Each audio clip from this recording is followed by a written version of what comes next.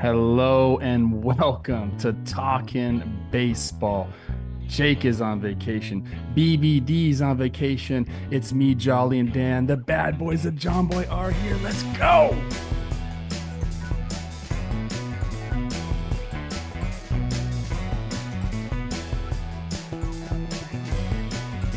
Mark Vientos. You get it. That's what we were going for. Hello and welcome to Talking Baseball, a special edition, if you will. Like I said, this is the bad boys of John Boy. We're not going to follow any rules today. I got the dirty martini with me right there, Jolly Olive. My guy, Dan Rourke, number 99. Or is that Aaron Judge?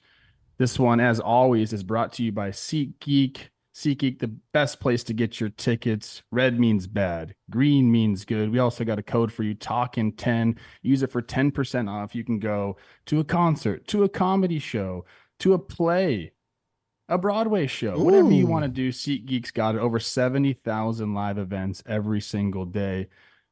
Jolly, my man, thank you for filling in. How you doing? I'm good, man. I mean, this is the Bad Boy podcast at John Boy Media. I mean, Trev, I don't know if you know this. I got suspended one time, so I'm like a certified bad boy. It was for stealing a bag of chips from the lunch line, but it counts, so I'm there. I'm good, man. I'm really excited to do the show with you. We got like a lot of good series this week, a lot of changes in the standing. One team out of playoff picture for the first time in 2 years, so a lot of ball to yuck. Who are you talking about right there? Maybe the Atlanta Braves? I don't want to give Braves away anything. Ashland? How's that going for you down there? Might have been. I too, Jolly, have been suspended, and mine was for not snitching on my friends. I got lumped into it. Wow. Yeah. Hey, respect for that. Respect. Yeah, they were stealing some calculators. It was a weird thing. Don't put that on me. I just didn't snitch, okay? Okay, dude, what's going on in your high school?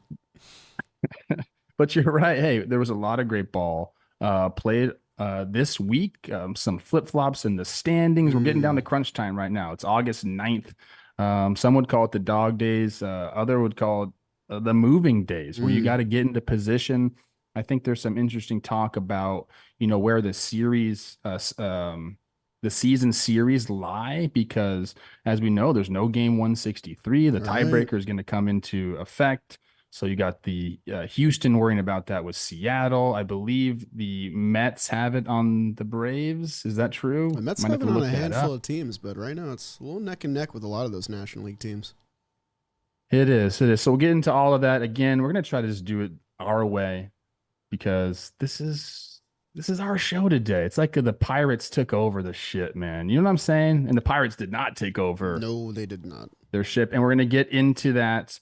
And because it's Friday, we are going to start with the National League. And the National League, Jolly, is brought to us by AG1. It's a foundational nutrition supplement that delivers daily nutrients and gut health support. It's backed by multiple research studies, so you can trust what you're putting in your body. I love AG1. I actually take it all the time at home. That's why I look as good as I do.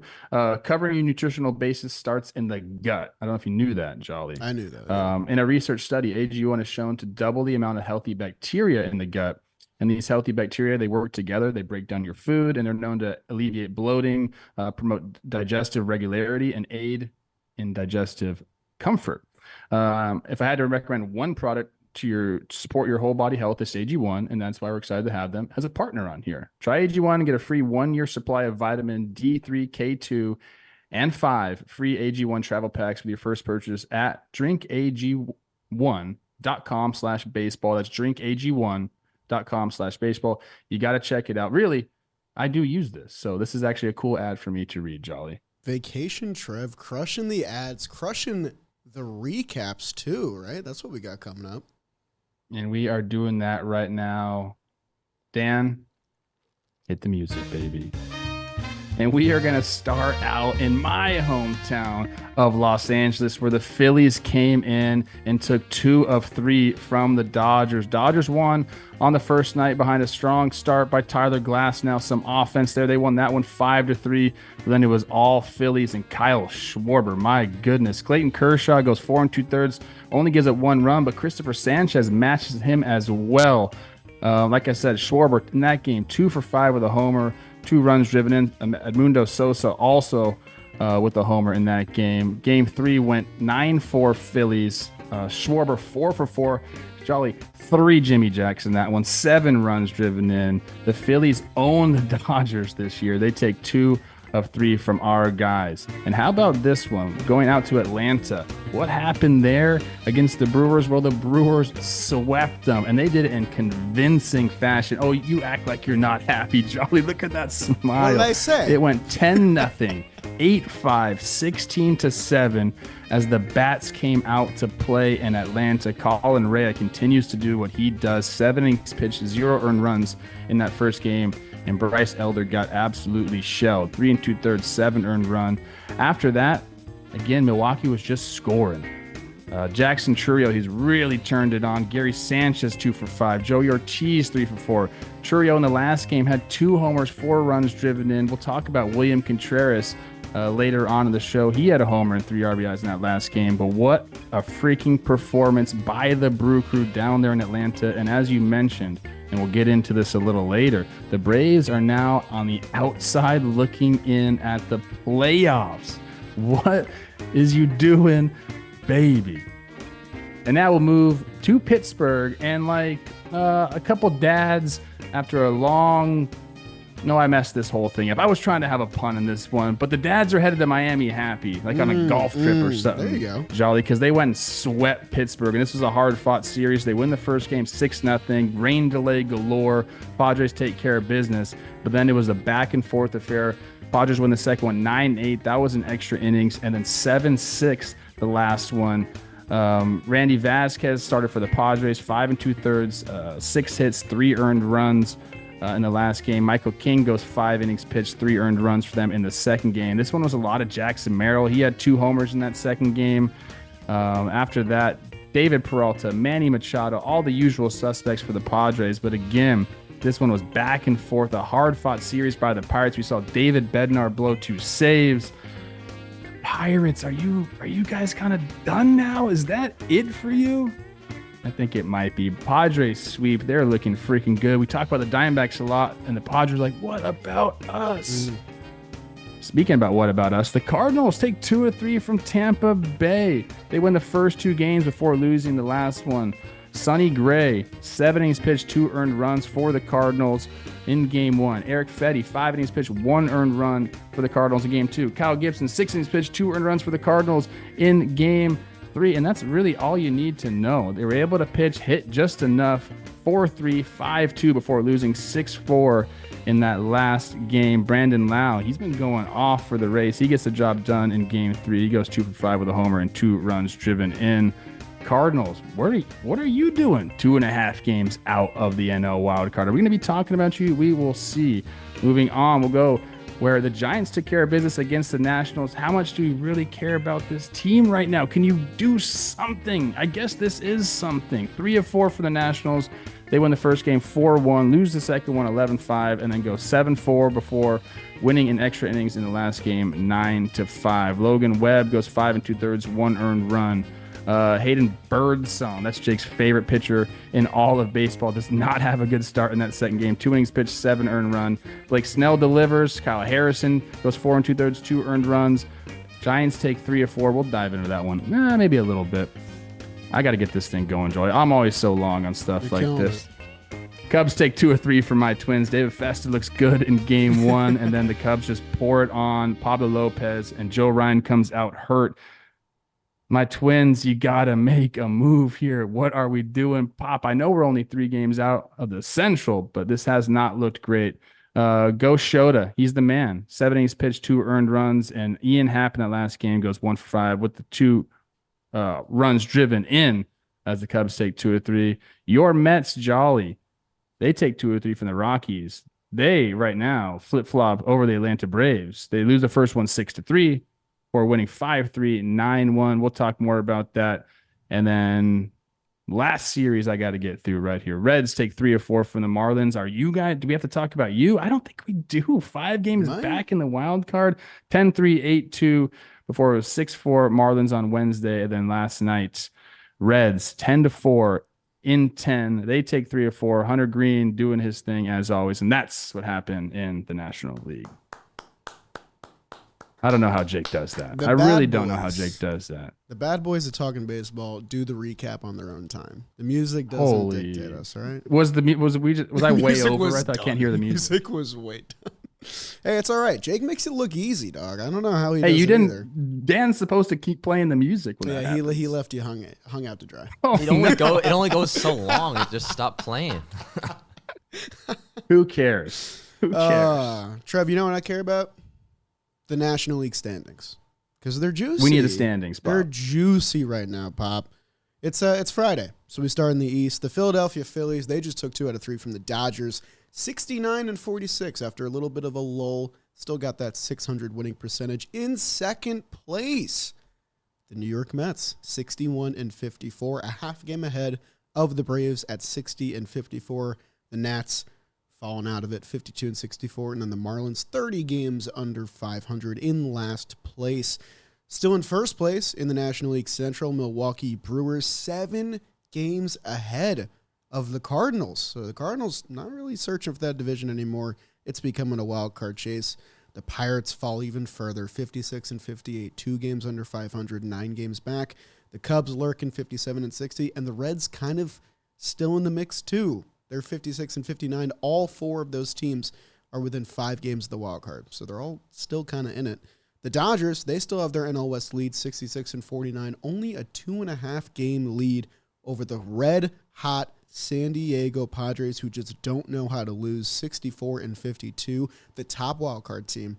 Behind them, the Arizona Diamondbacks, 63 and 53, 10 games over. They just beat the best team in baseball. San Francisco Giants, 59 and 58, a game above 500 for the first time since May. And then the Rockies doing Rockies things in last place.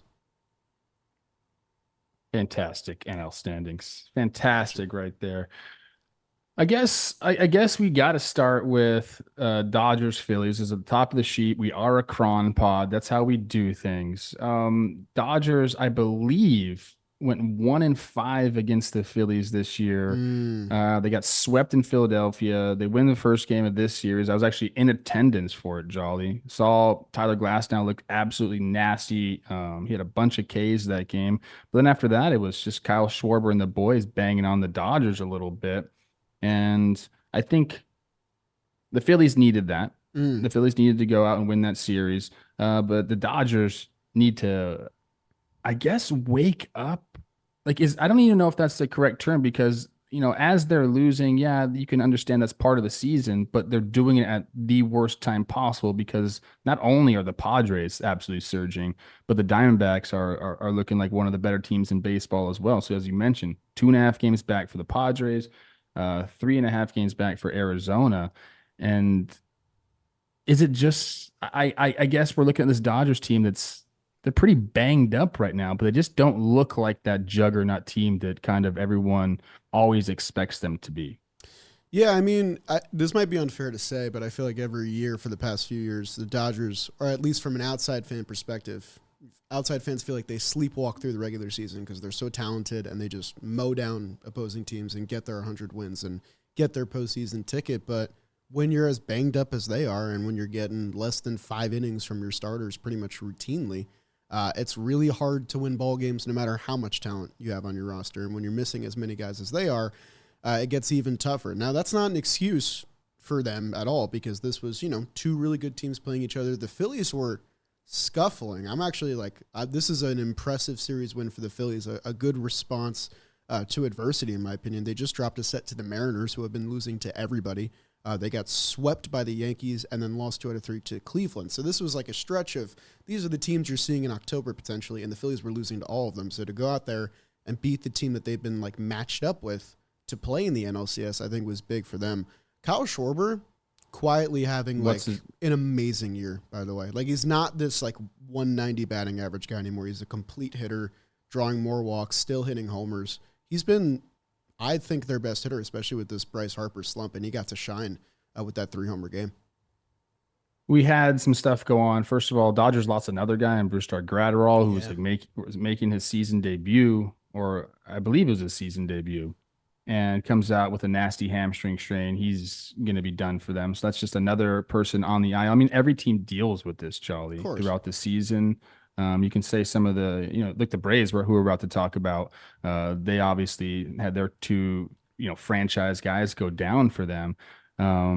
So I guess you can't really use that as an excuse. And I guess what I would say to Dodger fans is, with all the injuries that you've sustained and the pitching staff kind of being all over the place, you're still in first place, 66 and 49. Like, I think you're still in a good spot, but yeah, guys got to get healthy. You got to turn things around. In the last game, the Dodgers actually got out to a 4-1 lead. And then there was this really weird call in the sixth, and that was when the Phillies ended up scoring 5 runs. It was the Miguel Rojas interference play. Schwarber doubles, no outs, and then Marsh tries to move him over.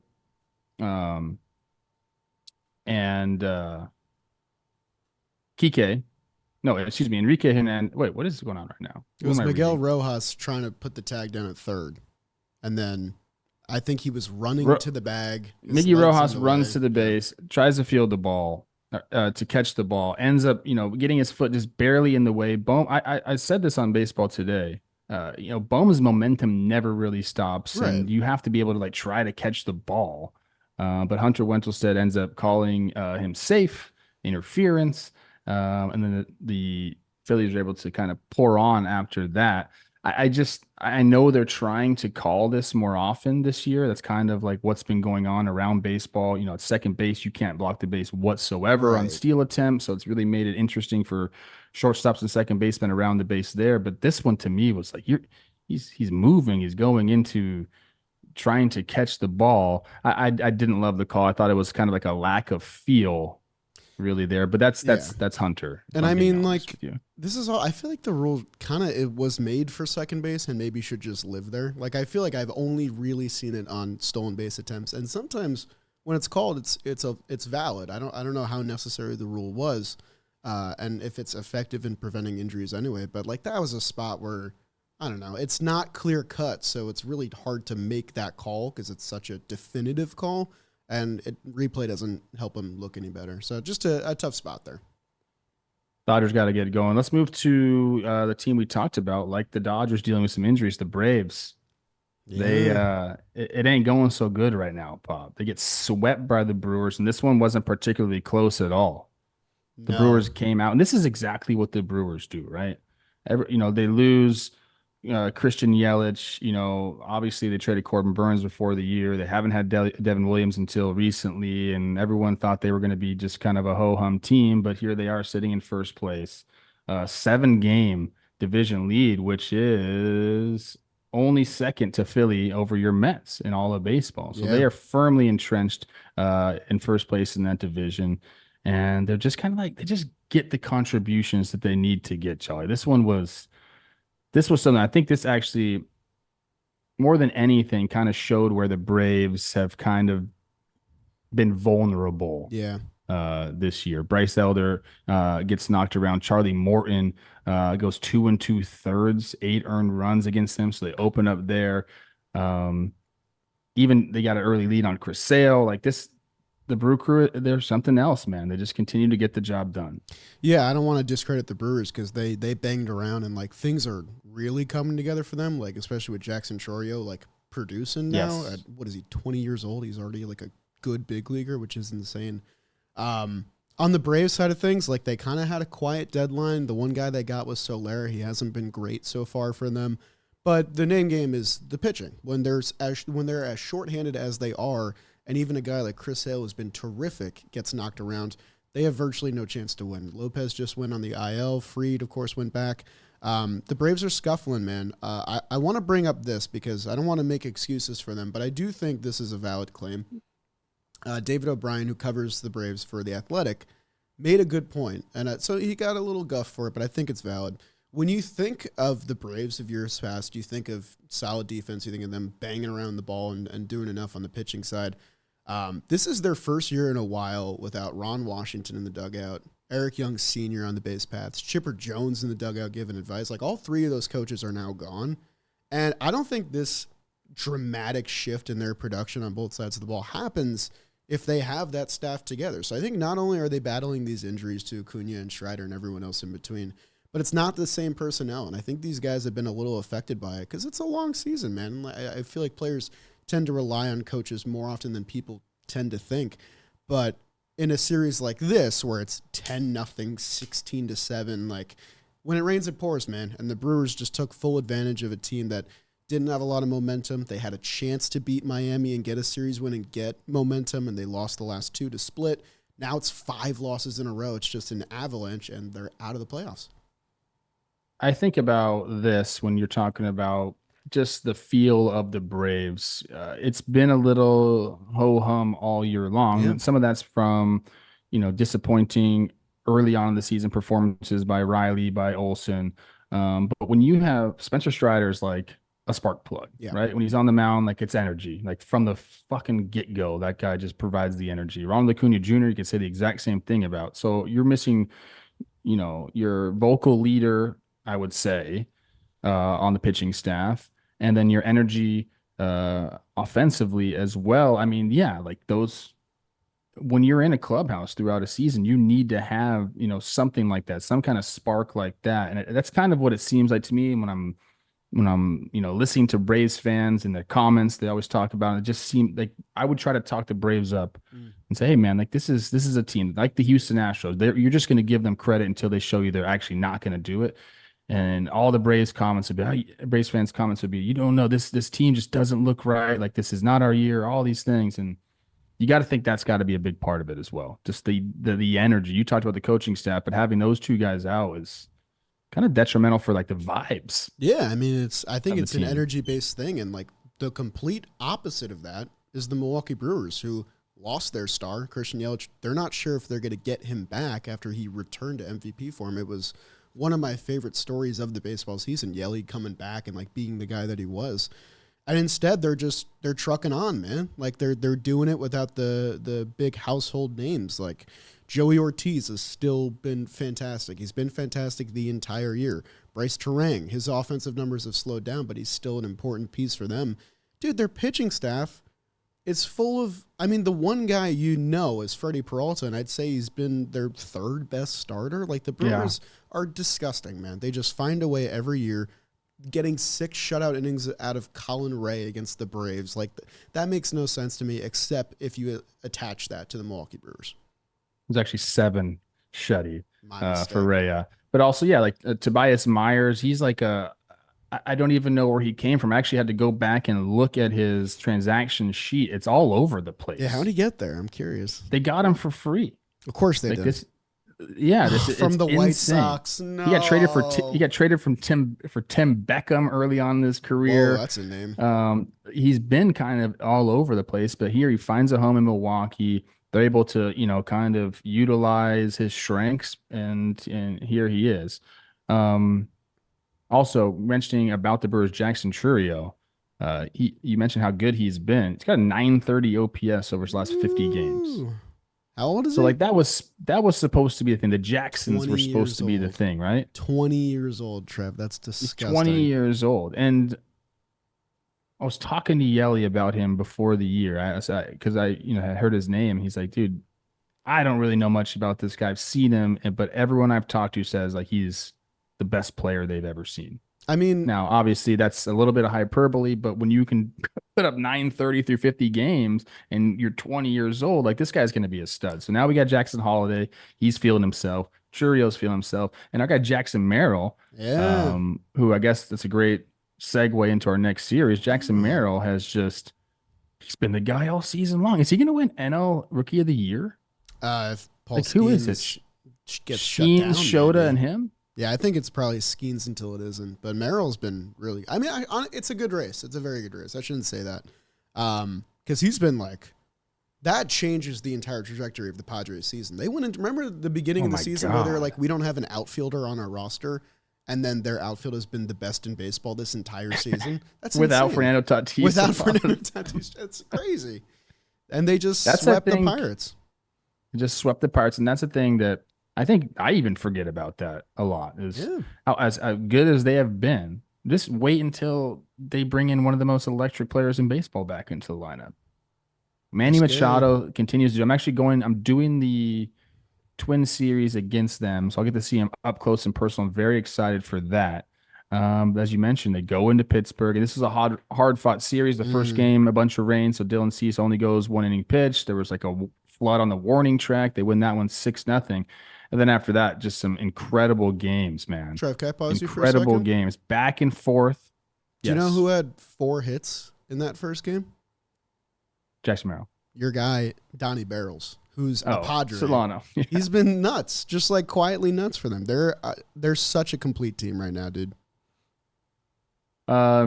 At the end of the second game, it was like Andrew McCutchen versus Jackson Merrill. Kutch puts him, ties the game 4-4 in the fourth. Jackson Merrill puts him ahead in the fifth. McCutchen puts Pirates ahead 6-5 in the sixth. Jackson Merrill hits the solo homer against Bednar in the ninth. It's the third time this season he's hit a game tying or walk-off home run. Jelly, that's the most in Major League Baseball. We're talking about a rookie, a shortstop playing center field, doing out there. And he's gotten progressively like more and more feeling himself as the years gone on, as one should. And when you start to have success like that in the big leagues, chains popping, just doing his thing. He is so his 3 go-ahead homers I mentioned, or tying homers in the ninth inning or later, is the most by a player 21 or younger, along the names like Francisco Alvarez, your guy, in 2023, and Giancarlo Stanton did it in 2011. So he's getting the job done. They're 14-3. Padres are since the All-Star break. They're flying right now, Charlie. They're flying right now. And on the flip side of that, Pirates 4.5 games out, 2 games under. And they just haven't been able to line up things. You know, when their pitching has been good, their offense hasn't been good. And when their offense has been good, their pitching hasn't been good. They've had some bad back end of the bullpen stuff happen this series. That's what I was going to bring up. And, you know, I don't know if it's time to bury the Pirates. I don't want to do that. They're bumming me out. They're definitely bumming me out. It's about time. Like, the Pirates were a couple frames away from this being a series win over the hottest team in baseball. And the difference in the series was bullpen performance. The Padres made headlines. They went in big for bullpen pieces. Some were rentals like Tanner Scott. Some were under control like Brian Hoeing. But in that first game especially, they got 8 shutout innings out of their pen. Then they got 5 innings, 1 earned run the next game. And then they got 5 innings, 2 earned runs the next game. So in all of these close bouts, they were getting the edge because the Pirates were vulnerable with their high leverage guys. The Pirates made moves that I liked. Like, I liked getting IKF in the mix for, not too much. Brian De La Cruz is a solid player, but it's become their Achilles heel. They can't get clutch shutout frames at the end of ball games. And, like, it's mid-August almost. Like, it's go time. We got to start beating these teams because these are the teams we're going to be facing if we get into the dance.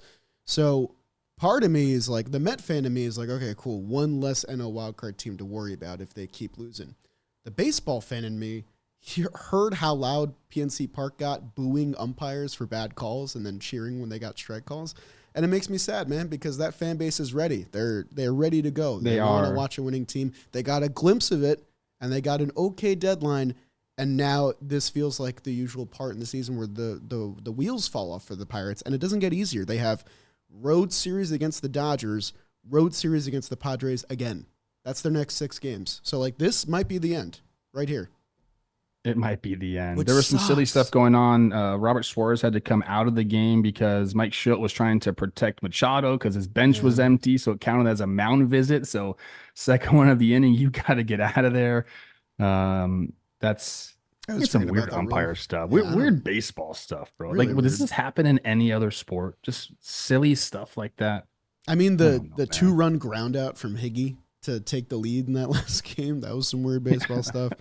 Good for the Padres, man. They built up their lead, number 1 wildcard team, 2.5 games out of the West. They are a serious threat to win the National League West. When do they play the Dodgers? Let's find that out. That's a good call. Do they still play? Let's see. Okay. Oh, wow. Is it end of the season? The last 6 games of the Padres season are all on the road. 3 at the Dodgers, 3 at the D-backs. That could be everything. Yes, I saw that. That could be everything. Wow. And then now we're going to look at their season series against the Dodgers. I believe they have. They won. I think they have it right now. Yeah. Yeah. Oh man.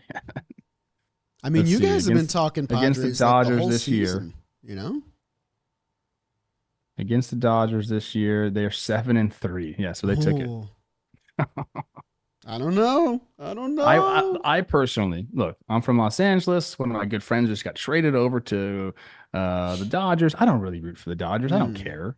You know who I root for. I'm wearing the hat right now, my guy. of course. I would love to see those last three games against the Dodgers like really have meaning, which Yeah, right now they obviously do. So let's keep it up, Padres. Let's go. make it matter. Jolly, other than that, in the National League, like I'm kind of good. Cardinals Yeah. take 2 or 3, take care of business against the Rays. They're 2.5 games back of the wild card. They got really good starts from all their pitchers. Tommy Pham doing his thing. I need more. Let's go. Keep going for St. Louis, Tampa Bay. I think they're just done. They got Drew Rasmussen back, so that's good for them, I guess. But I think they're not focused on this Five year too games much. back of the wild card. They're 9 games back in the division. Here's the thing. Tell me the thing. About all these teams that we're kind of going to skip over right here. Atlanta, we're saying their season, like, what are they doing? They're out of the playoffs. We said that in 2021 with them. They ended up winning the World Series. So, like, there is time for everything for all these teams to turn it around. I guess we should probably give the Cardinals a little bit more credit from where they're at. They've been one of the better teams in the National League for quite some time. So, shout to them. They took care of business. That's nice. I did want to do Giants 3 or I 4 was gonna do a against the little Nationals Giants. Yeah. again. Like they're 3 games out. So I guess we should be talking more about them. But this is our show. We're the bad boys. We talked about the teams we wanted to talk about. Do I need to talk about my Twins? I feel like I skip over when the Twins lose. People get really upset about that. Look, Pablo Lopez has not been Pablo Lopez this year. No. That's the bottom line. He's really got to figure it out. Joe Ryan leaves the game with like forearm tightness. They're doing an MRI today. We got to figure that out. We had some like weird bullpen stuff where Yohan Duran came in the 8th against the 7, 8, 9 hitters. And Griffin Jacks got the 9th. So we'll see. I tried to reach out and figure out what that was about. The Twins are interesting, man. Like I got nothing. just when you think they're really good, I got nothing on the they're really Twins. bad. And just when you think they're really bad, they turn it on a little bit. We will see. Huge series this weekend against the Guardians. They're 3.5 games back in the division. They play 4 against the Guardians, including a doubleheader today. So You're getting them at a good time too. They just lost a series to the Diamondbacks. we'll talk about that in a I have little not bit. too Your much. Mets? Yeah, I mean Mets took care of business in Coors, scared me the first game, and then won the next 2. Not too much to say there. They're in that weird road trip where they had to go to St. Louis for a day and then go to Colorado right after, and now they're going to Seattle, so they're tired, but they're winning games, so I can't complain. Tired. But And Reds 3 or 4 against Miami. And I wish we could talk more about the Reds being in this thing. But right now they're 5 games back of the wild card, 9.5 back, last in the NL Central. 5 games out is the same as the Rays, so I'm kind of treating that the same way. I mean, Reds and Giants, they won series that they had to win because if you lose those series, then you can kind of fully write off those teams for a little bit. But I need to see more. Giants are over 500 for the first time in 2 months. Reds trying to get there too, but yeah, there's not too much to say. Hunter Green's really good. Giants Reds, just to say they played a 7-game series. Who's the favorite in that? Oh God, Trev. Giants, I mean, maybe Giants. I'll give it to the Giants. You think? Just I was trying to think talent, about that. like Blake Snell gets a start in there. I feel like Logan Webb, Blake Snell. Logan Webb, Blake Snell is a nice one too. Honestly, like if the Giants get Hunter more Green, in the Lodolo? conversation, that's kind of crazy to think about. Hunter Green's really good. I don't know, man. Why would they play? What's the context? I don't know. I'm just thinking about because in my mind, I think the Reds are a better team, but I don't think that's necessarily true. Yeah, I don't know if I don't. Well, maybe that's your NLCS. Maybe we'll see it.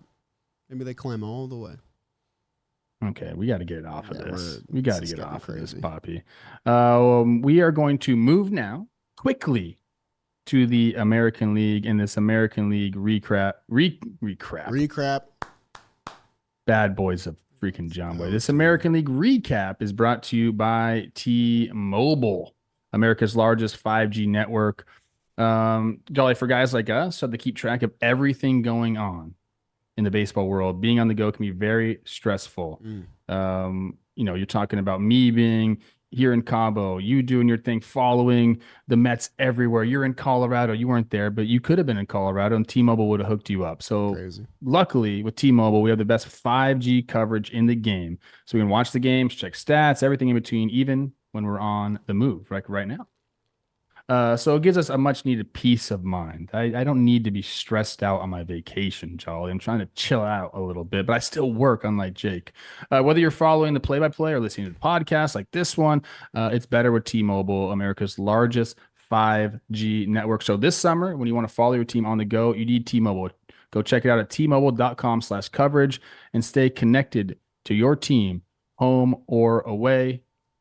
There'll be some stuff in the description here about T-Mobile. T-Mobile is baseball. When you watch a baseball game, T-Mobile's everywhere. So, with that, go ahead, Dan, hit that music. Are we there?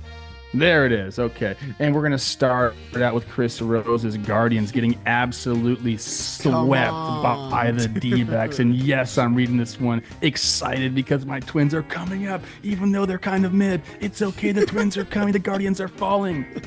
7-6 D-backs in game one. That one was in 10 innings. 7-3, 5-3. D-backs get the sweep. Zach Gallen versus Logan Allen game one. Fott does his thing in game two. Of course, Cookie Carrasco still throwing the pill for the Guardians. He's got to be 50 freaking years old. Josh Bell, what's up, dude? Thank you for filling in so nicely for Christian Walker. Oh, yeah, I believe they got him for free. I don't know. There's a player to be named later, I think. Something like that. That's ridiculous. D-backs take care of business. Moving on. What do they call this? The Texas Bowl, the Silver Buckle, the Lone Star weird like that. Anyway, the Houston Astros take 2 of 3 from Texas in Arlington. Rangers win the first game 4-3. That was in 10 innings. Then it was all Astros after that. 4-2, 6-4. Framber Valdez almost had the freaking no-no, but Corey Seager said, I got you, Pops. It's the 2-run homer to Chase Framber. Astros win the series. They're tied at the top of the division with Seattle. They're doing their thing. Oh, yeah, Josh Smith. You've been the saving grace for the Rangers all year. He hits the walk-off homer in game one. Astros win the series, taking 2 of 3. How about the Red Sox? Fighting the team right in front of them in the AL wild card. They take 2 of 3 from the Royals. They go into Kansas City. They win the first 2 games 9-5, 6-5 before the Royals win the last one 8-4. James Paxton. Oh, yeah, didn't they get him for free? Didn't the Dodgers just give him away? 6 innings pitched, 2 earned runs. They get to Boston gets to Brady Singer a little bit right there. Brian Bayo does enough. 4 2/3 innings pitched, 3 earned runs. Going up against Seth Lugo, who gets hit around a little bit by the Red Sox. Yoshida does his thing in game one. Duran, obviously. Yoshida with a homer in game two. And then Bobby Witt kind of took over the third game. He's like, we're not getting swept. We're not getting swept. 3 for 4, 2 home runs. He's been absolutely ridiculous. But Boston takes 2 of 3. Moving on, Baltimore up in Canada. Baltimore, what's you doing, baby, a little bit right here? Blue Jays take the bookend games 5-2, 7-6. The Orioles win the second game 7-3. Chris Bassett with a great start in game one. Trevor Rogers for Baltimore follows up his first start with a good one here. 5 innings pitched, 2 earned runs, does enough for them to get the win. And then Gosselin with a nice start in the last one for Toronto. 8 innings pitched, 2 earned runs. Baltimore, let's go, man. Don't be doing that right now. And how about this one? The Angels go into the Bronx. Dan, let me see your face right now. Oh, no. The Angels take 2 of 3 from the Yankees. Yankees win the first game, 5-2. Oh, it's all good. The Angels are here. We're going to sweep. We're going to create some distance in the AL East. No, you're not. You're not, because Zach Neto exists. They lose the second game on Wednesday, 8-2. And on Thursday, they lose 9-4. Tyler Anderson carving the Yanks up. 6 innings pitched, 1 earned run. Much more on this series later in the show as we head out to Seattle. Seattle, let's freaking go. The Tigers take 2 of 3, 4-2, 6-2 in the first 2 games before the Mariners do enough there. And 4-3 in game 3. Tigers take 2 or 3. I don't know. We'll talk about this one more. I'm so bad at doing these recaps. I just want to get it over with. And this last one. Congratulations to the White Sox. You guys won a game. A's take 2 or 3. We're going to talk actually a lot more about this one coming up. That's what happened in the American League. Trev, you're great. That was recaps. So bad. You're great at recaps, babe. Come on, we stumble at the end a little bit. That's all. What sucks is Jake is so good at the recaps. Yeah, and he does them on his phone. I watch him do it. He just has his phone and he's like using his finger. I like went through this. I had some notes down on what I was gonna say, and then I just got nervous and I didn't do any of it. I mean, he's the king of multitasking. It's really tough. It's really tough for me to know that he's so much better than me at something. But Jolly, let's get into it. But first, you got those standings? Oh, of course I got those standings, Trev. Just wanted you to ask. That's all. I really respect the Orioles and Yankees. They have a mutual agreement that when one team wins, the other one wins, and when one team loses, the other one loses. And that's why they are tied atop the American League East at 68 and 48 apiece. Both of them. I guess we're just going to figure out who wins when they play each other. So there you go. The Red Sox 61 and 52, a game and a half out of the wild card, 5.5 out of the division. Interesting. Tampa Bay Rays still a winning team, 58 and 56. Wouldn't it be funny if they made the playoffs? They're only 5 games out of the wild card. Then the Blue Jays, very sad, 9 games under, 53 and 62. The Cleveland Guardians, who are stumbling for the first time this year, they've lost 5 in a row. They are still 20 games over 500 at 67 and 47, but breathing down their neck is the Minnesota Twins, 3.5 out, a half game up in the wild card, ahead of the Kansas City Royals, who are 64 and 52, 4 games out of the division. That's anybody's crown right now, so keep your eye on that race in the AL Central. Tigers 55 and 61, they're pretty much out, and then the White Sox got their 28th win of the year because it is May. Let's go. In the American League West, the Houston Astros and the Seattle Mariners are tied once again, 59 and 55, 60 and 56. It's going to be division or bust for these teams. Still 4 games out of the wild card are both of them. Texas Rangers, what is we doing? We're 7 games under, 54 and 61. Why didn't we sell? The Angels, kind of hot.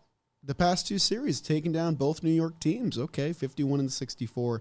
Then the A's took 2 out of 3 to be 48 and 68. That's what's going on in the American League standings. Beautiful, Jolly. Beautiful, beautiful, beautiful. And because we're a Cron pod, we will start with Chris Rose's Guardians getting swept by the D-backs. And you know what?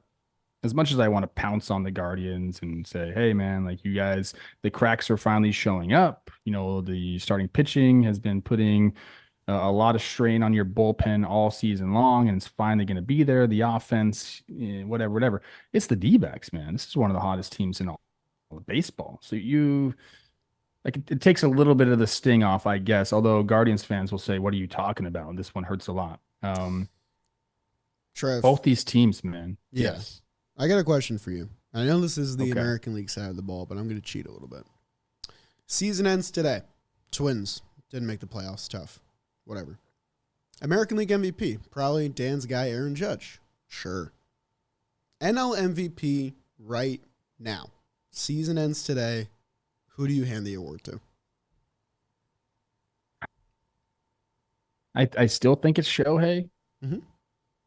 But you can point to your guy who I think you're talking about. Ketel Marte has been absolutely unbelievable, and you can definitely make a great case for him. I'm not saying Shohei runs away with this, because I do believe you have to go nuts as a DH to win that award. If you're only playing on one side of the ball, it's tough. But the thing about Shohei is he swipes bags too. He's already at the 30-30 mark. So like he gets that aspect. So he's not completely just a DH. Usually DHs don't run the bases like Shohei. So I think that's where he gets a little bit leg up. But yes, you could, if you want to talk Ketel Marte, go ahead. I mean, this is no longer just like a fun story. Like we are living in the timeline where Ketel Marte is not only a chance to win MVP, but is like one of the front runners. He's 3rd in the NL for F4 right now, trailing only Ellie and Shohei. And really the only thing he lacks in is the thing you pointed out, stolen bases. He only has 6, but he's top 10 in average, top 5 in on base, top 5 in slugging. He's got all the offensive numbers. He went absolutely nut job in this series. He's got a 155 OPS plus as a middle infielder, which is not very common in the game right now. He's almost got 30 home runs already. Like, we're looking at a potential 40-homer season for this guy as the best hitter in the best lineup in the National League, maybe in all of baseball.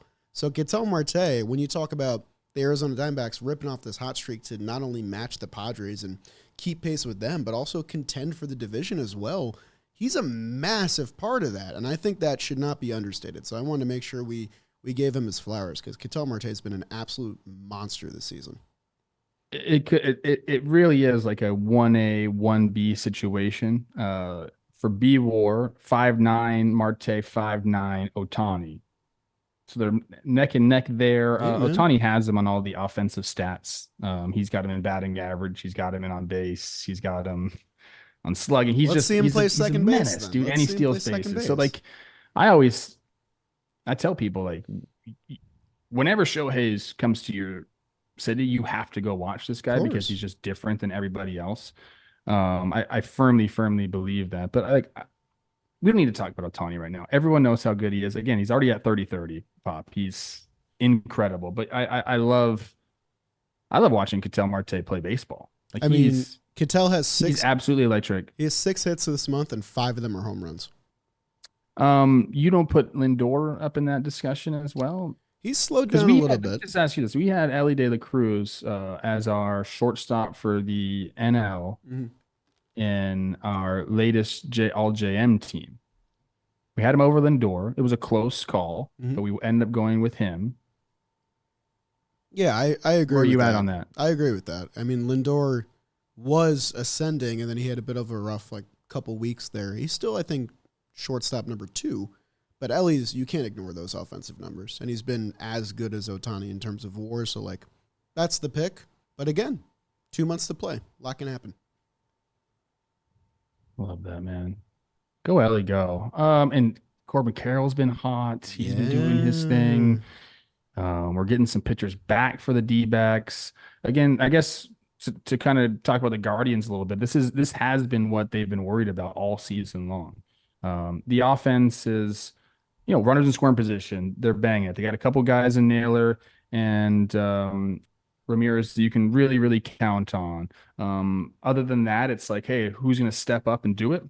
And when that doesn't happen and you match that up with, taxing your bullpen, I believe they have 5 or 6 guys that already have 50 appearances. Wow. At this point of the year, when any other team, I believe the other leading teams have 3 of those guys. Like they've been wearing their bullpen out, and Vogt's done a great job in managing and trying to get these guys rest. But eventually, those guys aren't going to be as sharp. And that's what we've seen as of late, the bullpen not being as sharp, not being able to hold those late leads. And is that going to continue? I don't know. Like, the bullpens are so fluid. Like, these guys can just strap it on and be season savers for the Guardians. But it really looks like, they got to find some sort of length in their starting pitching, or else this thing could end up going south. Yeah, I mean, they're operating with one effective starter right now. Like, Ben Lively's having a career year, but his last few starts have been rough. Cookie's been not great pretty much all year for them, so it's been the Tanner Bybee show. And you can only live like this for so long, man. You're burning both ends of the candle here. Their bullpen is fantastic, obviously spearheaded by Clase. But when you're using these guys so much, even if it is just for 1 or 2 outs and you're rationing their arms, it will catch up to you. So I think, teams like the Royals, who are, creeping up on them, have that advantage of, like, they have Lugo, they have Waka, Singer, they have guys that are going to give them 6 innings. And that could give you the edge over a 2-month span where you're going to be playing these teams. With Cleveland, I mean, I think they're still getting good offensive production. Like, Noel's been a great story for them. The Lane Thomas trade hasn't worked out great so far, but there's still time. But their guys need to go. Like, they need better production out of Bo Naylor. They need more off the bat of Andres Jimenez. We know about his glove. If the Guardians are going to stick to it and win this division, it can't be just off the bats of Naylor, Ramirez, and Steven Kwan. Like, they need to be a more complete offense. An edge I would give to a team like the Minnesota Twins, who have been great offensive this year and are getting health out of their best players. So when the Guardians are vulnerable on both sides of the ball, and they have 2 teams behind them that do great things on both sides of the ball, it has me a little bit worried about this. What is it? A 4-game lead right now? 3.5-game lead with a big 3.5. series They're coming playing up. 4 against the Twins this weekend. I don't know. I don't know. I guess we'll talk a little snakes here. They're getting, I mean, they get Erod, he makes his debut. So they're getting more starting pitching. Merrill Kelly on his way back. They had some end of the bullpen transition and Seawald comes out, but they Yeah. have like 3 or 4 guys that they can put back there, which you can't really say for, other teams where hey, we'll just make this adjustment. We got young guy, Martinez doing his thing out there, Thompson or Ginks. And they can kind of just mix and match and kind of just run a lane, whatever Yeah. lane they want. They are so hot right now. They They're had a good trade deadline. 12 of 14, bro. Yeah. Josh Bell coming over for nothing, filling in for Christian Walker. Insane, dude. Like this is exactly what D-backs fans were kind of talking about all season, because you'd mentioned injuries for everybody else and you mentioned slow starts for everybody else. You just kind of I even suggested, hey, let's see if we can trade Christian Walker in his walk year. Where are you at in the standings? Obviously they didn't end up trading him, and maybe now it looks like they should have because he got hurt, but that they shouldn't have traded him. No, I don't know if this that team was together, ever... but they're firing right now, Jolly. They are firing right now. If you're talking about the 2 best teams in the NL, the way things are going right now, it's the Padres and the Diamondbacks. They're the 2 teams I'd want to face the least right now. And I mean, 3 weeks ago, the Diamondbacks were a 500 team. Same thing for the Padres. I think, one, these are 2 teams that could be second-half teams. The D-backs were a second-half team last year. The deadline was big for the Diamondbacks. Like, not only did they pick up Josh Bell for nothing, like you said, I think it was just paying down his money or whatever. He has 4 home runs in 7 games. They aided their bullpen. Like, Mike Hazen has done a really good job back-to-back years of filling the needs of the team and, like, believing in the talent of this roster, because they got A.J. Puck, who's been nasty out of the pen ever since they stopped trying to make him a starter. And they got Dylan Floro, like, 5 minutes before the deadline hit, and those guys are going to be really important for them. With Paul Sewald's struggles and, a lot of their guys getting used a lot, like that is going to be big for them going forward. On top of Monty's looked a little bit better. They just got Erod back. Like they've become a very scary team very quickly that I kind of just want the D-backs and the Padres to play each other right now because I want to see who would win. I do too. One last shout out from this series. Anthony Gose makes his first appearance since 2022. Promptly gives it a homer to Ketel Marte. Not a big deal. It's Everyone good to does. see him. Yeah. I saw him as an outfielder, bro. Like that. Yeah, what was he? Blue Jays, against right? the guy as an outfielder. Blue Jays back in the day, I think. Yeah, and now he's pitching, so shout out him. Let's move on. We're going to go through this pretty quickly, Joe. I want to get to the second half of the show. Astros take 2 or 3 from the Rangers. Rangers walk off that first game. Josh Smith, how you feeling right now? I'm happy for that guy. He's really established himself, entrenched himself into being a legitimate big league starter. Congrats to him. Second game, though, is kind of the talking point here. Framber Valdez goes 8 2/3, no hit. That close. And then what happens? That close. I believe he. So I'm going to go through this again, and I did watch it. Yes, okay. So he walks Robbie Grossman to start off the inning, gets the double play ball. And then at that time, 2 outs, it's like, you're going to go. Like, you got to let this guy finish it off. Walks Josh Smith. And they're like, okay, this is probably his last batter. Pitch count was getting up there. And then Corey Seager gets a cutter, I believe first pitch, and hits one. No gone. Shutout gone. Complete game gone because Hader has to come in and close the door. But Valdez, over his last 8 starts, Jolly, 6-0, 2.81 ERA. Houston's won all 6 of those games. I mean, this is the team that I always say, do not ever count them out whatsoever, because they've just been there and done that for so long. I don't know how long that's going to last, Jolly, as Bregman might be out of there after this year, and maybe that changes the whole dynamic. They're doing this, though, without Kyle Tucker. They're starting to get healthy. We're going to see some pitching come back for them as well. We know what their offense can do. We know what their experience can do. Houston, again, I think is one of those teams where nobody wants to play them in the playoffs. Yeah, The I thing think I'm with is, you. they have to make the playoffs. And the only way they're going to make the playoffs is to win the division. I think both them and Seattle are too far back in like the wild card standings. So it's either going to be them or it's going to be Seattle that wins the AL West. And then that's it. One team's going to be going home.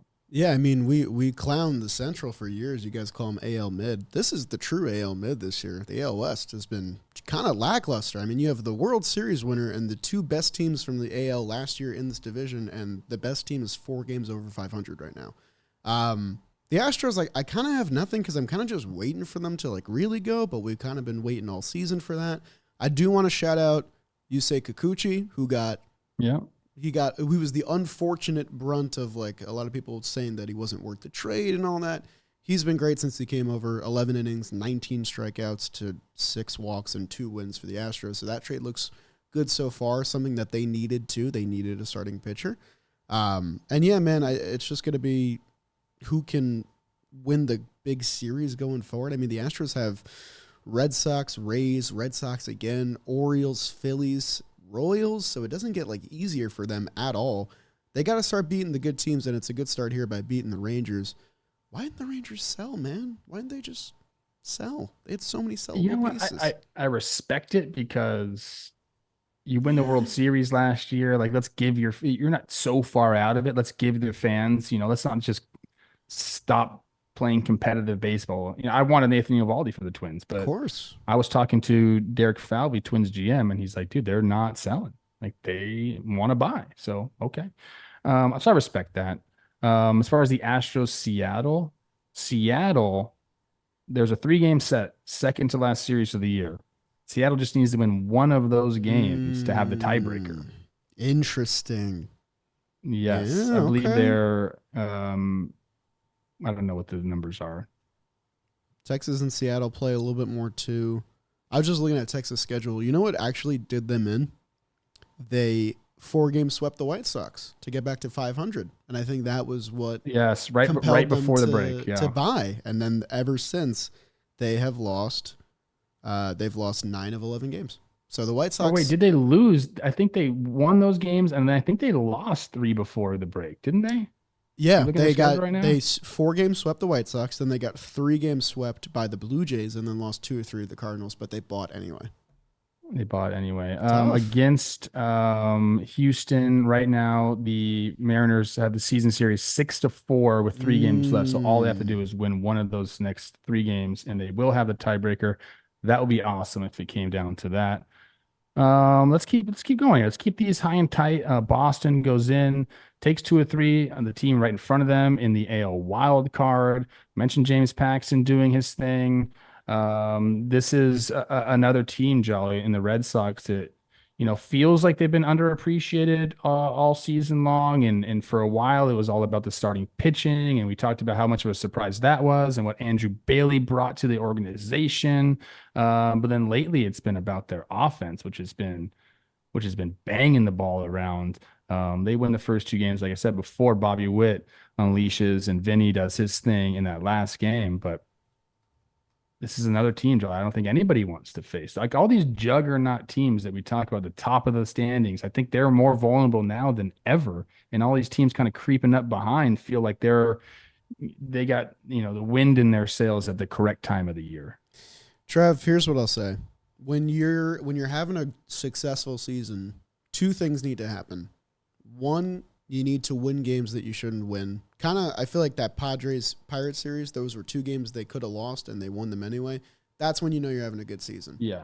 Padres, by the way, failed to mention this just to go back. Look at their record in 1-run games this year compared to last year. Yeah, that's the big story too. of the season. I would add that on the list. But the other thing I was going to mention is getting unexpected production out of guys that were roster spots that you didn't expect to produce in the way they have. Rob Refsnyder has a 139 OPS plus. Romy Gonzalez has been producing for them, a name I didn't know until a month ago. Dom Smith is playing first base every day, and he's doing the damn thing. That kind of warms my heart as a Mets fan. So, like, yeah, no one wants to face the Red Sox right now because they kind of have nothing to lose, man. They weren't supposed to compete this year. They're making another one of these bullshit magic Red Sox seasons out of thin air. And I don't know. They're a game and a half out of the wild card right now, but I would be surprised if they're not there by the end because usually when they get this deep into a season and they're still winning, they tend to go all the way. If I was to tell you, hey, you're going to have an outfield of Tyler O'Neill, Jaron Duran, and Wilyer Abreu at the beginning of the year, you'd be like, all right, like, okay. Is that average, good? Please, league average? I don't know. Tyler O'Neill with a 900 OPS, Jaron Duran 855, Wilyer Abreu 851. Special, dude. Incredible. Special. Incredible right there. So they're getting the job done. Now, Jolly, I got to plug in my computer because it's about to run out of battery. Go do that, babe. Let's get into Baltimore, Toronto. If you want to start there, let me plug my computer and then I'll come in. I will take over for you, Trev. And like I mentioned before, the Yankees and Orioles, their mutual agreement. Hey, when you guys lose, we will lose as well. We want to face each other to decide the division. So the Orioles upheld their side. They lose 2 out of 3 to the Blue Jays. A tough showing here for Orioles pitching especially. I will say Trevor Rogers, his first start went okay, 5 innings, 2 earned runs. He did say after the game he's never gotten this much feedback on his pitching strategy in his entire career before his first week in Baltimore. So maybe that bodes well. Maybe Orioles saw the vision there. That's why they, paid a lot to get him because they see potential there. So hopefully he can unlock something and become an ace. Albert Suarez still doing the damn thing, but the Blue Jays pitching, which is kind of what we thought was going to carry them to success this season and hasn't, showed up this series. They got a great Chris Bassett start and they got a great Kevin Gausman start, and that's what won them the series. Grayson Rodriguez got scratched before his first pitch. That's going to be interesting to see what happens there for the Orioles. Obviously, never great when one of your top 2 starters goes out. Second game, the game the Orioles won. It was the Jackson Holiday Anthony Santander Bowl. Santander hits 2 homers. And then Jackson's been going off since he's been called back up, which is nice to see. Mm-hmm. You want this guy to have success, and you forget, I think he's also 20 years old. Like, what is going on right now? I'm doing baseball today with Jimmy after this, and one of the questions I'm going to ask him is, like, with all the young talent in the league, baby James, like, who do you want him to emulate the most? I think there's like no wrong answer. You talk about Bobby, you talk about Jackson, the 3 Jacksons, you talk about Ellie. Like, there's so much young, awesome talent in the game. Great to see him come up and do his thing. As far as the Blue Jays go, again, like, they're probably out of it. Pitching camp strong this series. We're going to talk about Vladdy in a little bit. The things he's been doing have been absolutely incredible, man. Like, I'm actually really, really happy for him. That he's doing what he's doing. He had a 2-run home run in the bottom of the 5th. That was his 23rd. That was the 10th homer in his last 20 games. Yeah. He's got a 20-game hitting streak going on right now. He's doing it, like, not just power. He's a real deal, one of the best hitters in the game right now. Same OPS plus as his almost MVP year right now.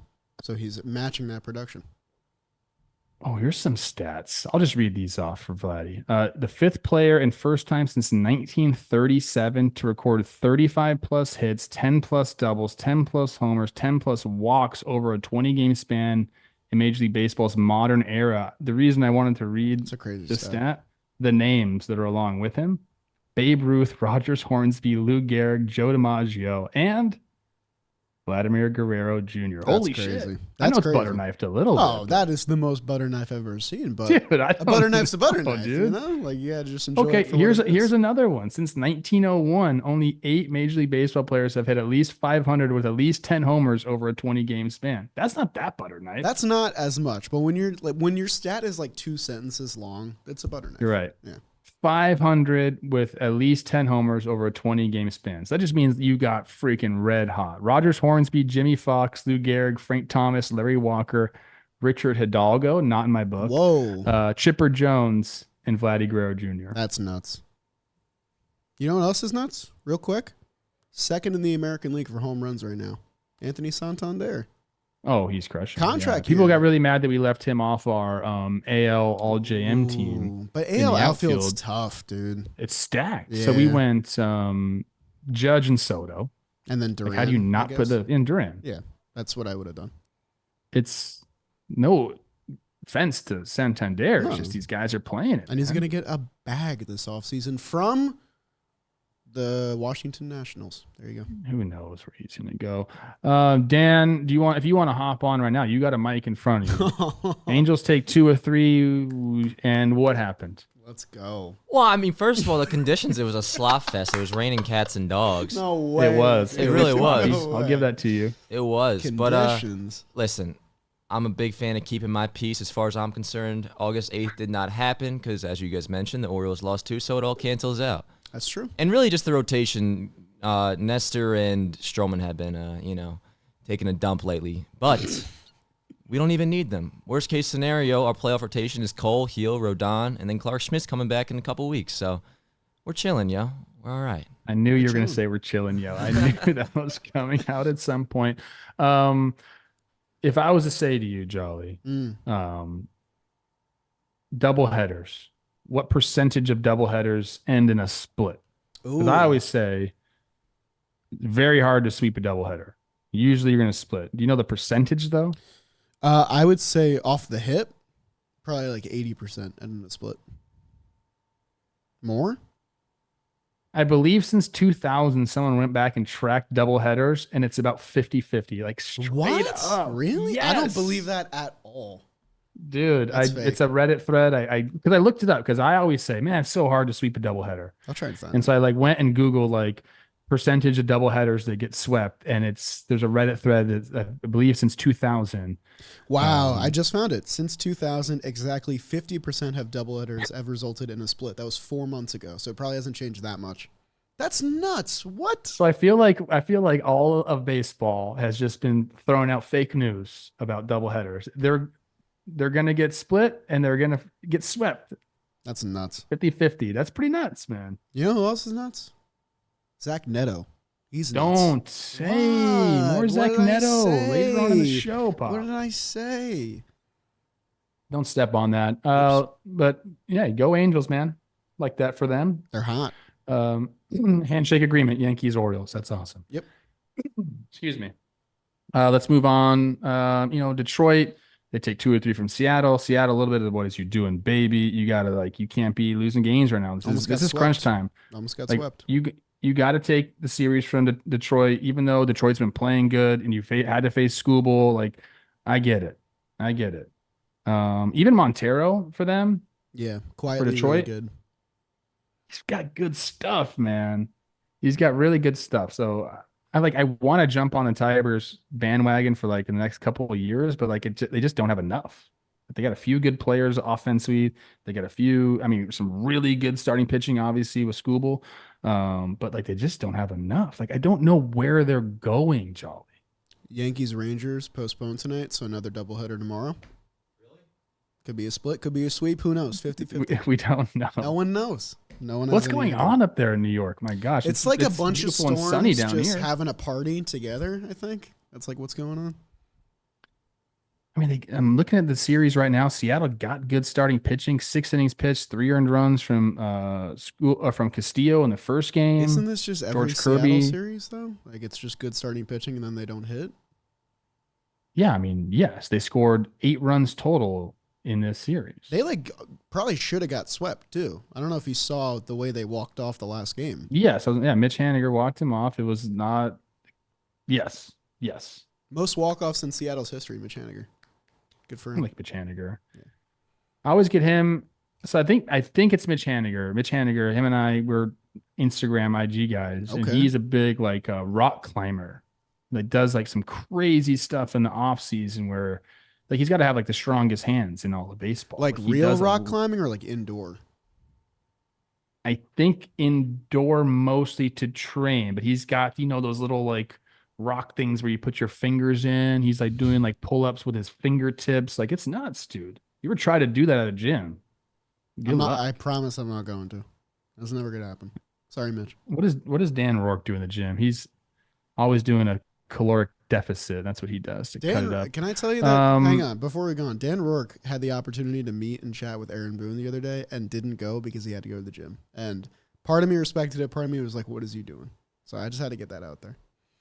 I'm actually happy. Who knows what Dan would have said to Aaron Boone? Who knows? Yeah. And also, like, I get out of whack quickly, yo. Like, one night of skip in the gym will turn into 2, and then next thing you know, I'm And then 400 McDonald's and pounds. Burger So, King. That's how it works. exactly. I so respect Dan Rohr.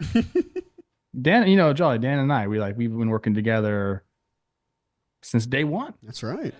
Like brothers, man. Attached That's what I'm at the talking hip. about. I remember his 21st birthday. I said, "Hey, man, like you need to relax a little bit. Take it easy, Bob." I don't think you took it very easy. No, he did not. I consider you one of my first mentors in life, too. Deadass. Oh, this is sweet. You give me a lot of I advice love over that the years, for yeah. us, Dan. This is sweet. You know what I love? The White Sox won a game and then fired their manager. Pedro Grifol out. Wasn't supposed Grady to win. Sizemore in. Okay. So we're going to go through this quick, but I'm going to ask Jimmy this question on baseball today. I'm very curious to see what his answer is. You're Grady Sizemore, Jolly. You guys look alike. No one's ever seen you two in the same room. First meeting you have as interim manager. What do you say to the troops, bro? Yeah, what do you say? So I'm Grady. We just won You're a Grady. game, and after that, we fired our manager.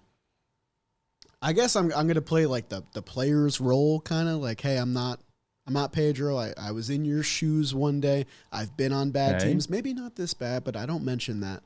And I say, go out there, play for your team, but also play for yourself. Like get the experience. This is still Major League Baseball.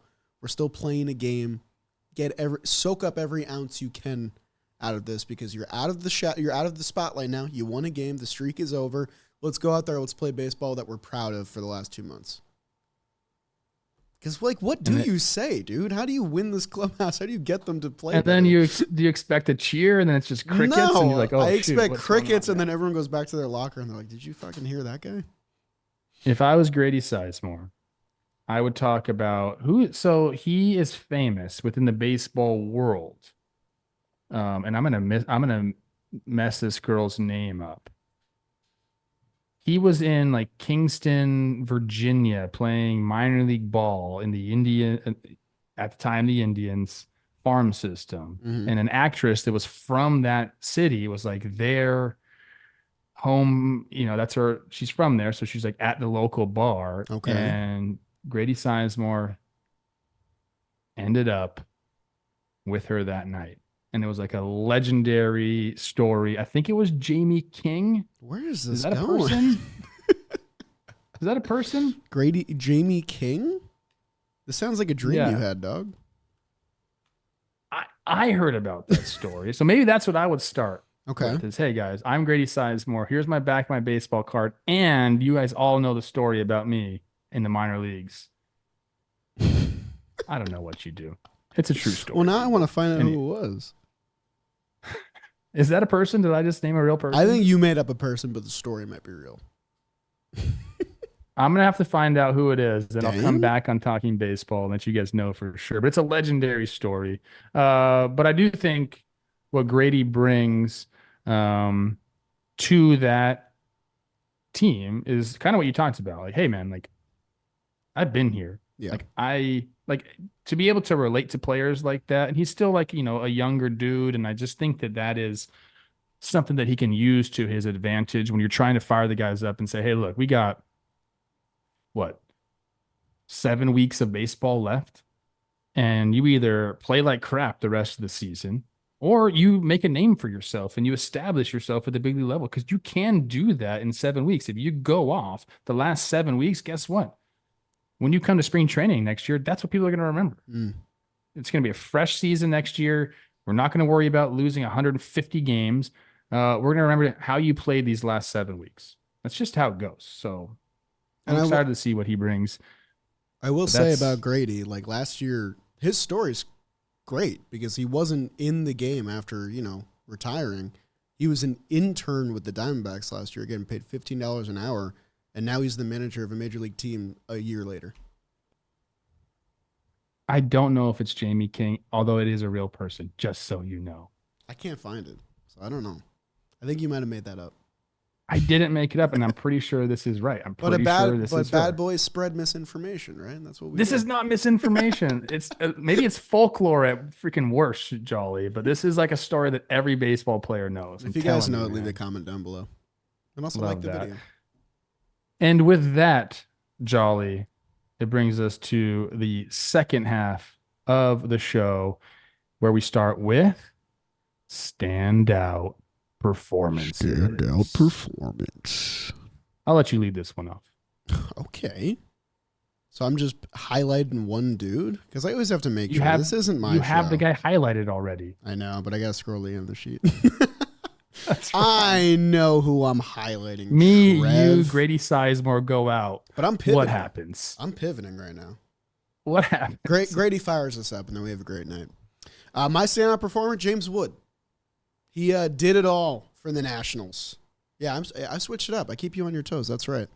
In the game, they won 2 for 3, a triple, a homer, 2 RBIs, 4 runs scored, 2 stolen bases, 2 walks. That is quite literally doing everything you possibly can on offense. I feel like we talk a lot about rookies on the show, guys who are having great first years. We talked about Chorio. We talked about Paul Skeens for a little bit. We talked about Jackson Merrill. This guy's also a rookie, and I think he would firmly be in the race if he came up a little bit earlier, and the Nationals probably should have just called him up in May because I think that would have helped him out a lot. But he's doing the damn thing now, man. 120 OPS plus on the year. He's going to play the rest of the year and probably be a terror in the National League East for the next 5 years. So that's just a nice little preview of what James Wood is capable of. And you just wanted to get off of William Contreras. Maybe I'll talk about him later. You just felt like it. Okay. My guy, we already talked about this guy a little bit, but I just think he just deserves more flowers. It's Vladimir Guerrero Jr. On Thursday. Last night's a victory against the Orioles. He hit a double, he tripled, he homered, he drove in 4 runs. So a single away from the cycle. We mentioned the 20-game hitting streak. We mentioned all the butter knife stats that he has right now, comparing him to just the absolute legends of the game. By the way, all right, let's just go off a little bit here. My friend Glenn Perkins sent me a text, and we're talking about the difference in hitters and what they have to face now as opposed to what they had to face back in the day. And we're not even talking like stuff-wise. This is a tweet by Mike Petriello. In 1941, Ted Williams faced 74 pitchers total. Okay. Yeah. In 2023, Mookie Betts faced, guess. 250. 297 different pitchers. Oh, I almost said 300. I should have just said 300. Like that. Like That's when people nuts. are like, "Oh, this is what gets me, dude." Yeah. When people that are, the old timers will start to say, "These guys, they don't have the approach anymore. All they're trying to do is hit homers." It's like, no, dude. Like the game has just gotten very, very difficult with specialization in the pitching world. With all the advancements in tech and velo training and the fact that you're, again, seeing 297 different pitchers, dude. If you play all the games, that's 162 games, dude. Like it's crazy. So I just wanted to point that out because what Vladdy is doing is really incredible on the year. 946 OPS, 166 OPS plus, 23 homers. He's hitting 321. So what can you say? This guy's not just slugging. He's hitting for average as well. 4.2 WAR on the year. It's been just a really awesome thing to see because even I questioned him at the beginning of the year. And I said, hey, then this guy he had a great season in 2021. Other than that, he's been a good hitter. He hasn't been a great hitter. He's been a good big league hitter, and that's okay. Like, not everyone goes on to be a superstar all the time. Vladdy said, you're an idiot. I am a superstar. I still am. And he's putting up a year like this. I mean, he's almost 3, 4, 5 in it. And that's my big numbers thing. 321 average, 394. So he gets the OBP up a little bit more. And he's slugging 551. So he's been incredible on the year, man. So shout out Vladdy. You're my standout performer. And there's a lot of ways we could have went, Jolly. Willie Adames drove in 4 with 2 homers. Yoshida went 4 for 5. Ellie De La Cruz, 2 doubles, 2 homers, probably 50 stolen bases in the game. Kyle Schwarber didn't even get mentioned. That's crazy. 3 homers, 7 runs driven in against the Dodgers. Bobby Witt is doing crazy things. On the pitching side, Framber, we already talked about him, though. Shota against my Twins, 70s pitch, 2 earned run. You could have done a lot of things. But maybe we'll talk about some of those guys in the best part of the show. Dan? Does he remember the button? Fuego? Yeah.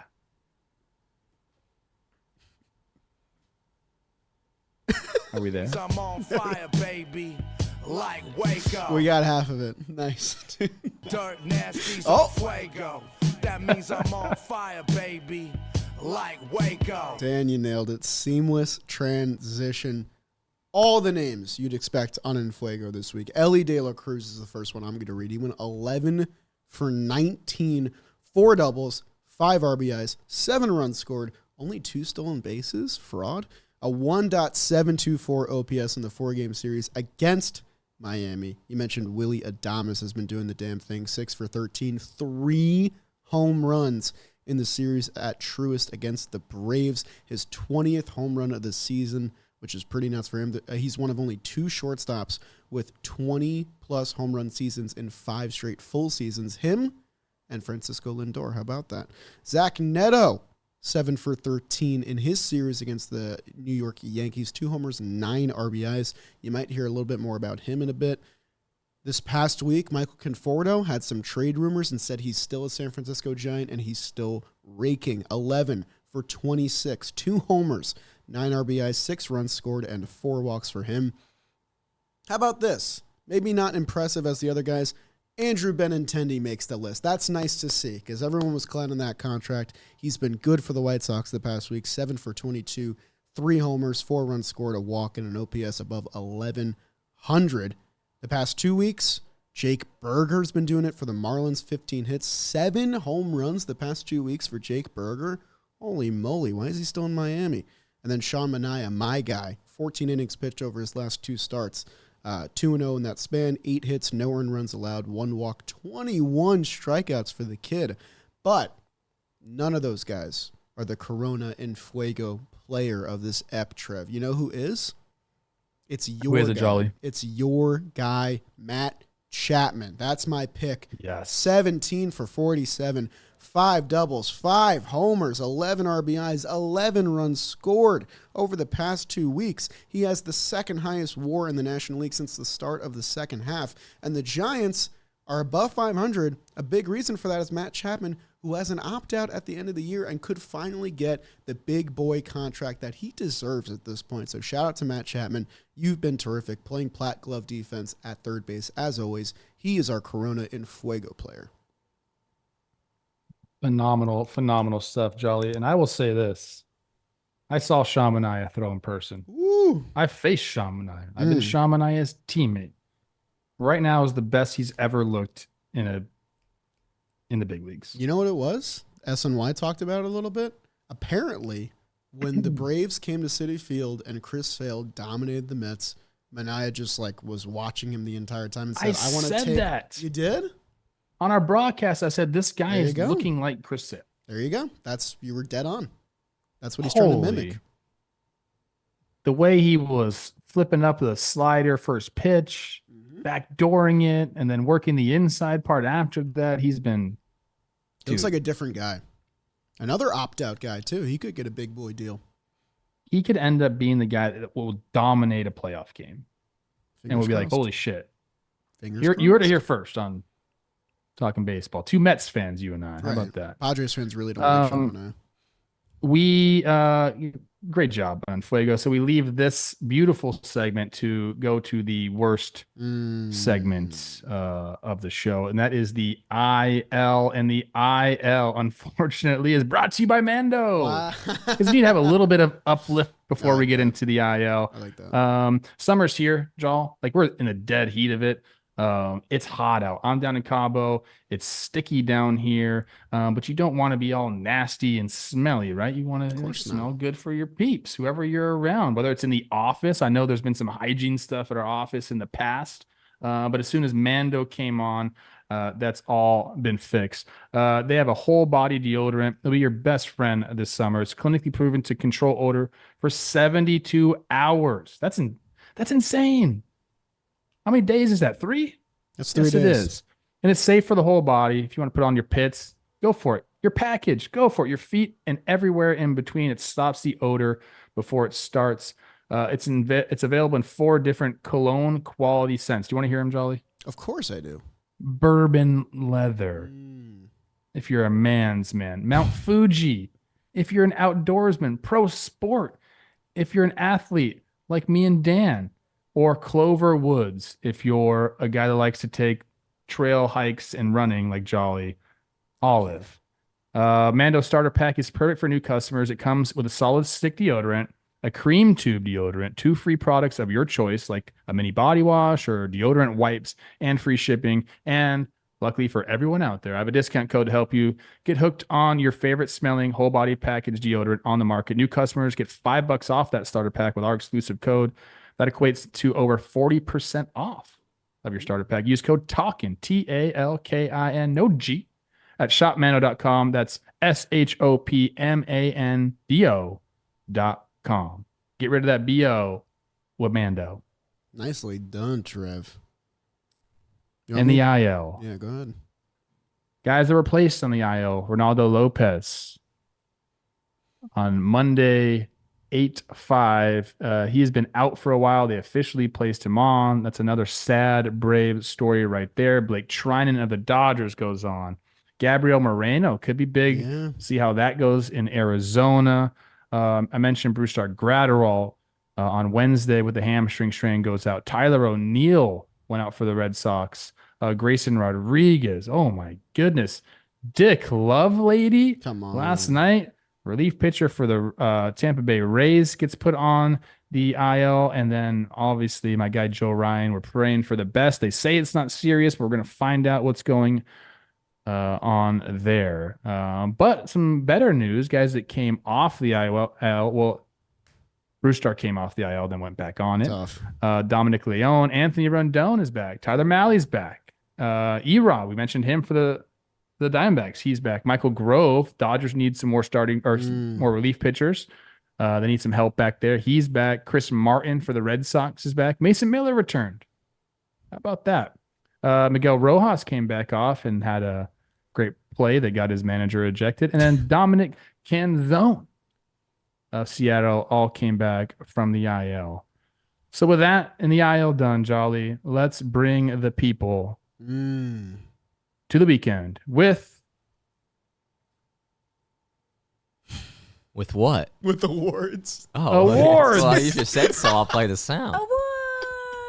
I love Dan Rourke. Shout out Kelsey. Oh.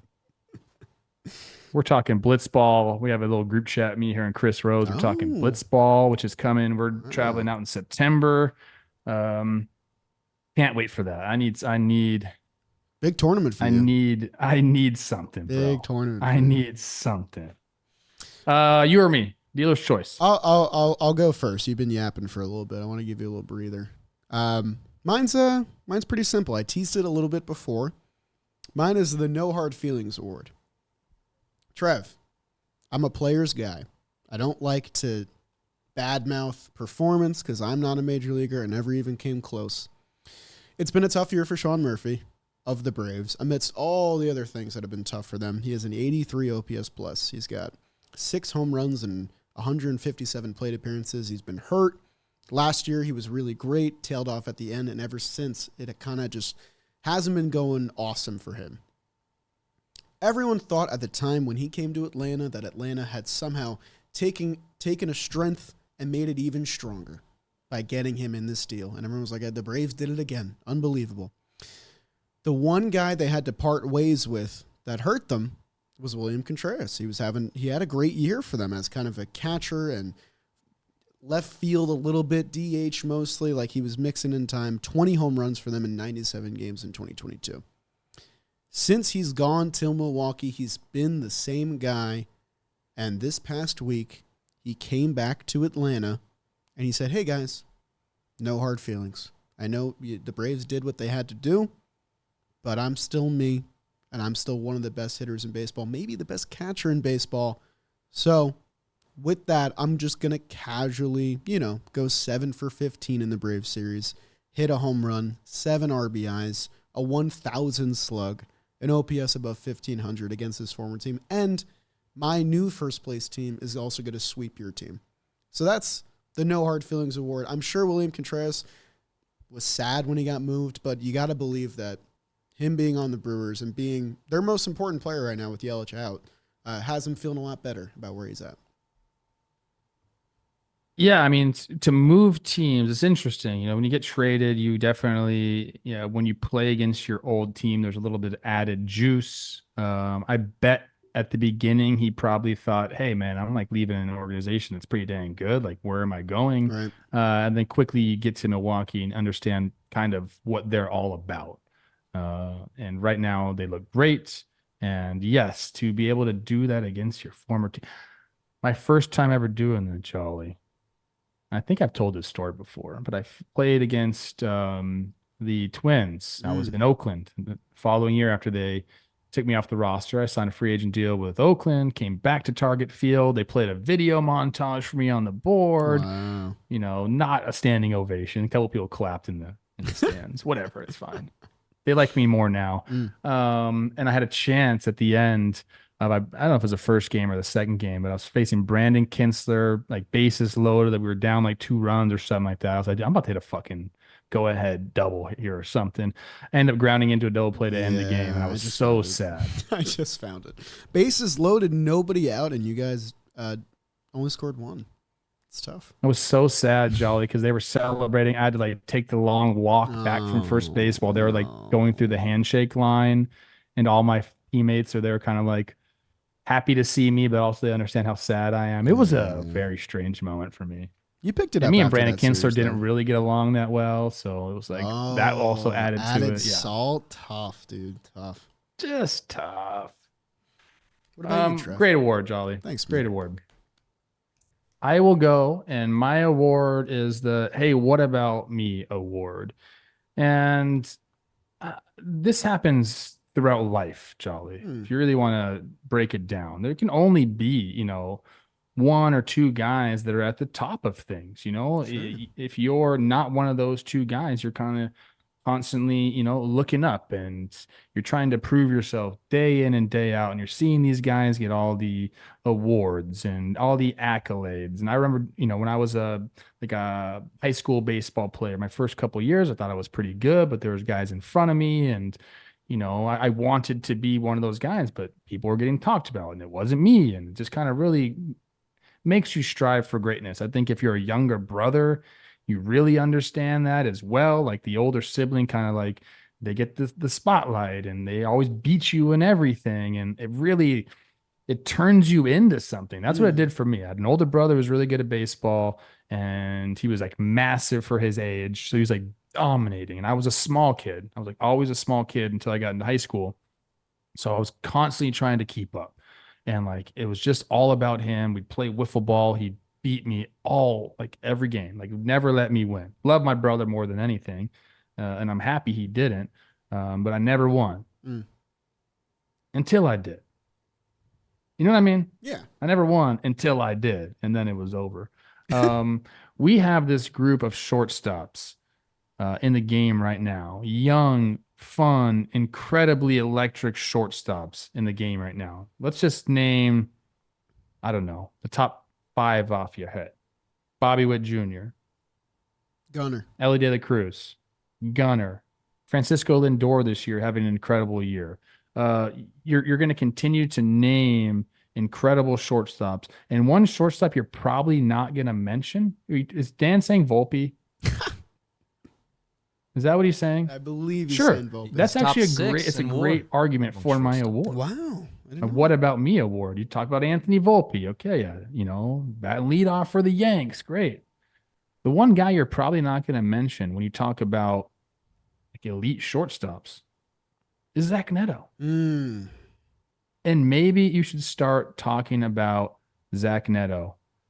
Since the beginning of June, this guy's got 10 homers, 42 runs driven in, an 867 OPS, Jolly, on the year, 793 OPS. When you get into the 8s, that's when you start to be considered like, I don't know if I want to go elite hitter, but a very good hitter in baseball. And if you're doing that from the shortstop position, it means so much more. Right now, Zach Neto has a 4.1 WAR.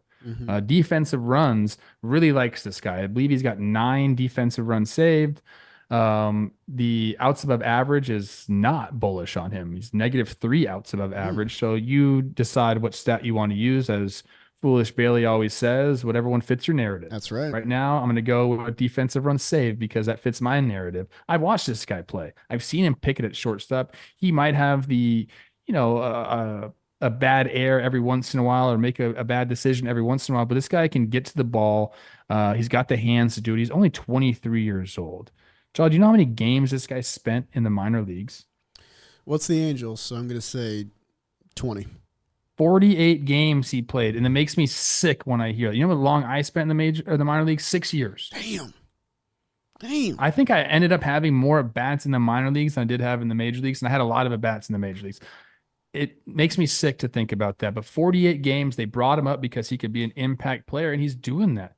Jolly, this guy's going to have a 2020 season. He's got 16 homers on the year. He's already got 20 swipes. So he's running the bases. I think he plays just fine defense. If you want to say, hey, his range isn't there, whatever it is, go ahead. He's going to get better, as he slows the game down. But I wasn't familiar with the offensive game. He's got the massive leg kick. The first time I saw him come up, I said, I don't know if that's going to work, dude. That's a massive leg kick, but his minor league numbers are off the charts, like a 940 OPS in those 48 games. In college, he hit. Now he's starting to hit in the big leagues. He modeled it after Justin Turner. There's a big article about that that came out on MLB.com. So maybe it will work. Maybe he's just got that bat to ball skill, the hand-eye coordination that you have to be able to do it.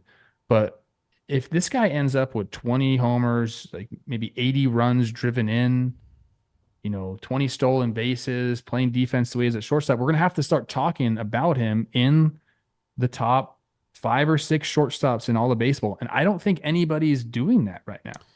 Trev, I love the pick. I love everything you said. Think about like the great players in the American League West right now. You think about Seager, you think about Semien, Altuve is there. Okay, so Seager is also in the top 5. So we're going to go like 6 right now for him. Point blank here, though. Zach Neto has a higher WAR than any player in the American League West right now. More than Altuve, more than Seager, more than Semien, more than Jordan. He's doing it on all sides of the ball. Again, use the WAR that fulfills your narrative, whatever. 2020 might not mean as much as it used to with the new stolen base rule, but the guy's 23 years old. And when you go 2020, that leads to the path of 30-30 and 40-40 and all that stuff. So Zach Neto is having a really special season. And pressure's off on the Angels. They're not really competing. But when you think of the Angels and their good players, I feel like O'Hoppe comes to mind first. Tyler Anderson comes to mind first. People need to give Zach Neto more love. Shout out Zach Neto. I do like him a lot. It's really fun to watch him play. Go check him out. And now I've given an award to Ben Joyce and Zach Neto in the last 2 weeks. So I'm just an Angels stan. You see the potential that Artie Moreno sees. Nice. Me and Artie Moreno are just 2 peas in the pod. That's what you're saying. Well, Jolly, thank you so much. Dan, hit the outro music. The bad boys of John Boy at it again. I'm on vacation, but I'm still getting work done. Jake is on vacation, not getting work done, and that's why Jake sucks. At golf? He's not even good at golf. He's horrible. It's raining. What are we doing? I think he's in Nashville. I don't know. Get that out of here. Whatever, man. You're the best. Dirty Martini, my guy. Dan Work, my guy. Go Angels. Go Twins, go Twins.